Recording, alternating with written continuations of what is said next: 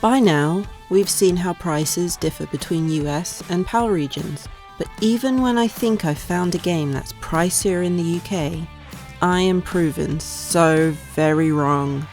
Here are 5 more games whose price hikes surprise me. Mass Effect Limited Collector's Edition. A beloved game series, when it was a trilogy at least, Mass Effect was released on Xbox 360, PS3, and PC. This game included giving the player many choices, the first of some being choosing a male or female Shepard, picking their background and military history.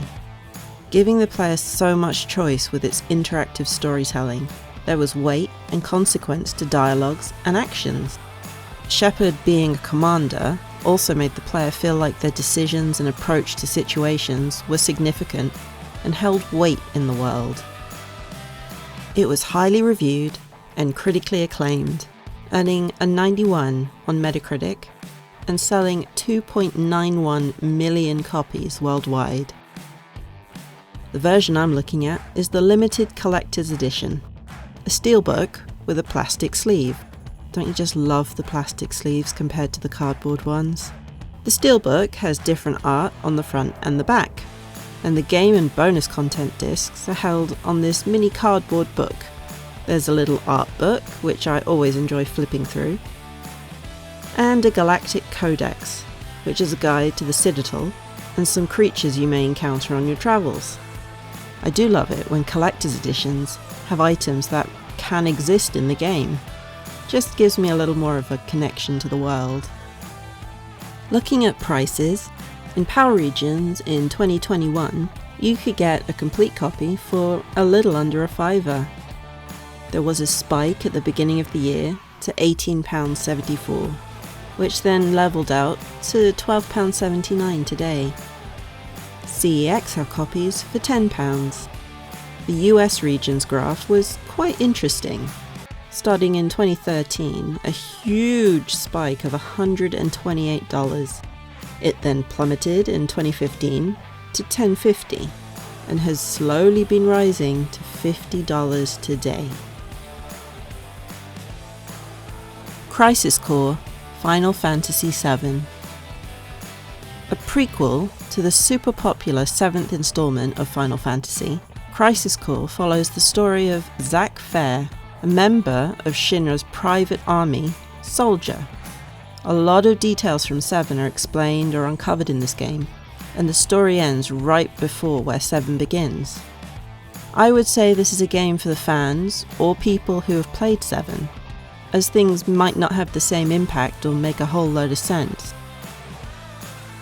Characters like Cloud and Sephiroth are present, though not in the same capacity as the main game, so it's also a little background on their stories.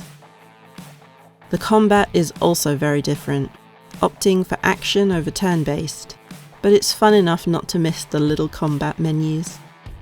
If you've played Final Fantasy VII, you'll already know the theme and tone of the story, where it goes and what happens to some of the characters.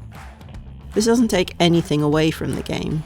It might enhance your experience and even make you look at 7 in a different way. This was a very well-received, well-reviewed game, earning 8s and 9s out of 10 and impressing players with its PS2 standard cutscenes, and earning awards in multiple gaming categories from GameSpot and IGN. It got an 83 from Metacritic and sold 3.19 million copies worldwide. Mine was a gift from a friend back in 2009, so I can't give you a price paid. But in 2019, it was around £9.30. There was a spike in 2020, where the price jumped up to £28.15. And after a little up and down, it settled to just under 12. CEX have copies from £12 for a platinum version and £15 for a black label. In US regions in 2013, you could grab a complete copy for $10.99. There was a huge spike in 2020 where the price went up to $38. After a few more up and downs, it settled on $22.94 today. Rodea Sky Soldier. This was a very recent pickup for me, only a couple of months ago, and a fluke at that. I was just doing some window shopping online, if you can call it that, and someone posted that NIS America was selling Wii U copies for around £20.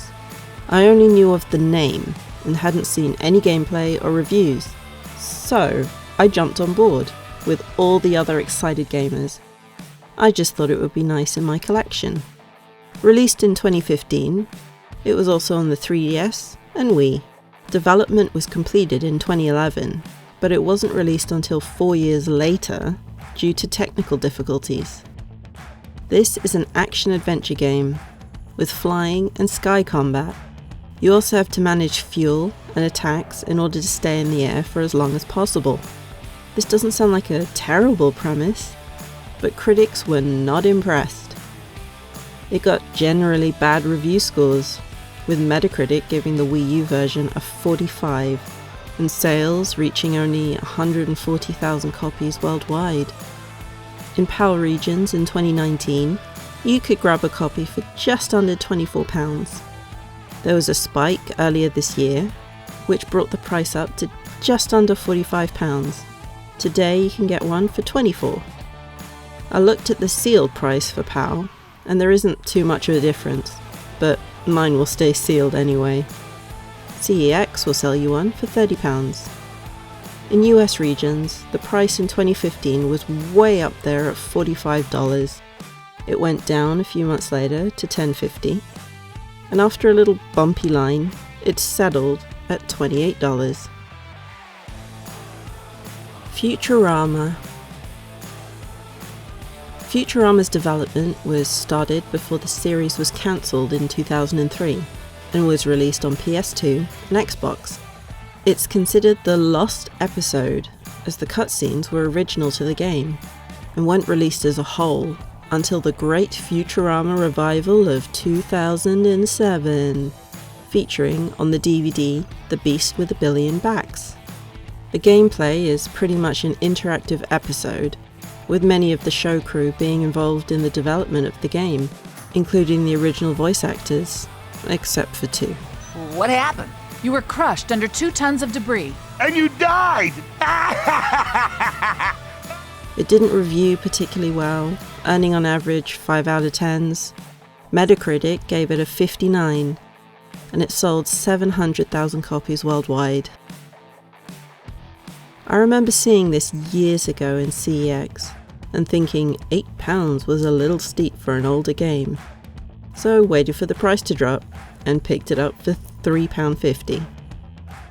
Only recently did I hear about the crazy prices of this in US regions. It turns out NTSC copies were very low print, which, as we know, can make a game fly up in price. But let's begin with PAL prices, shall we? In 2018, you could grab a copy for just over £7. It's slowly been rising to around £15 today. CEX have copies for $18. Now, US regions. In 2013, you could get a copy for just under $40. 10 years after it came out, and the price was almost the same as a release copy. The price just kept rising and rising until it hit $252 today. Ouch. So any fans in US regions who want to give this game a go, it seems it would be cheaper to buy a PAL PS2 and version of the game and have them shipped overseas. Cyberbike. This was a strange one for me. First off, this isn't a game you see in the wild very often. Secondly, some people don't even know it exists. And finally, there's a full-sized exercise bike peripheral you can get, which was $200 at launch. I can imagine the bike is even rarer to find than the game itself, so if you see one, take a picture. This is just another fitness game for the Wii, so nothing too special. It does seem to need the accessory in order to get the most out of the gameplay though.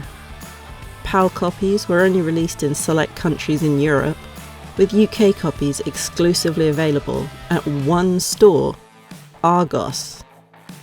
It had mixed reviews, with some saying it was worth the investment of the bike, and the game itself was enjoyable. Others said it was too much to pay for the novelty. There's no Metacritic score, nor any sales figures that I could find, so it seems this game came and went before anyone noticed. I thought the prices for this title were reliant on having the bike and the game, but when reading up on price charting, it seems the game on its own is worth a little something.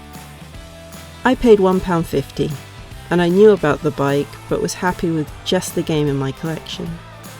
In 2019, it was a little over £9. There was a spike a year later to £12.58 and has since dropped to £5 today. CEX have copies for £1. I double checked the eBay sold listings that price charting references just to make sure it was game only, and it was. So let's move on to the crazy US region prices. In 2016, you were looking at $172 for just the game. Today, the price has gone mad at $269.50. Just the game. I checked some of the links on price charting that took me to the eBay listings, just to triple check I wasn't losing my mind. No bike. This £1 game is worth more than the bike on release. Excuse me, I think I have to lie down. So there you go, another 5 games whose prices blew my mind, especially US regions. Do you own any of these? Which title were you most surprised by? Are you going out to CEX tomorrow to grab all the copies of Cyberbike they have? It's a crazy world for game collectors these days. Thanks for watching, and don't forget to hit your favourite combination of buttons down below.